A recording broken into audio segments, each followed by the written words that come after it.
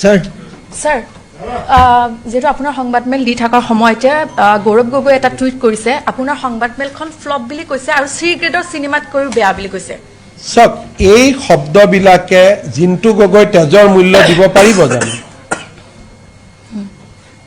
এই সম্ভৱবিলাকে কাৰ্গিল যুদ্ধৰ শ্বহীদসকলৰ তেজৰ মূল্য দিব পাৰিব জানো ফ্লপছু শব্দটো এই শব্দটো দিয়ে সব হৈ যাব এই ফ্লপছু বুলি ক'লে আপুনি উৎসাহেৰে মোক সুধিলে তো যিবিলাকে পাকিস্তানৰ লগত যুদ্ধ কৰি প্ৰতিদিনে মৃত্যুবৰণ কৰি আছে শ্বহীদসকলক তেওঁলোকৰ পৰিয়ালৰ ওচৰত গৈ গৌৰৱ গগৈ কক এইটো ফ্লপছু বুলি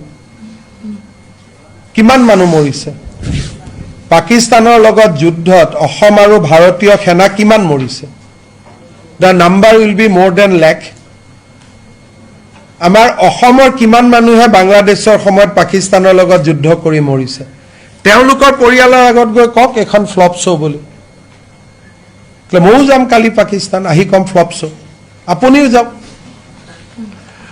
ইজ ইট এ আনচাৰ এই আনচাৰটোৱে কি বুজাইছে যে তহঁতি মোক একো কৰিব নোৱাৰো মই বুঢ়া আঙুলি দেখুৱাই আছো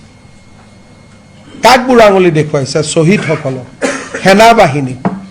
যোনে ডেইলি মৃত্যুবৰণ কৰি আছে এইটো আমাক ফ্লপছু কোৱা নাই তেওঁলোকক কৈ আছে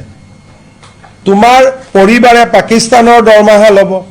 তোমাৰ পৰিয়ালে পাকিস্তানত অহা যোৱা কৰি থাকিব তুমি 10 দিনলৈকে গৈ তাতে ট্ৰেইনিং ল'বা ল'ৰা ছোৱালীক বিদেশী কৰিবা এণ্ড ইটছ ফ্লপছু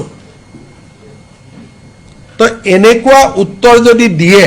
সেইজন মানুহৰ পৰা কালি পৰখি কি ক'ব অসমৰ মুখ্যমন্ত্ৰী হ'ব ইয়াত পাকিস্তানৰ চোৰাংচোৱা ঘূৰি থাকিব এৰেষ্ট কৰিলে ক'ব ফ্লপছু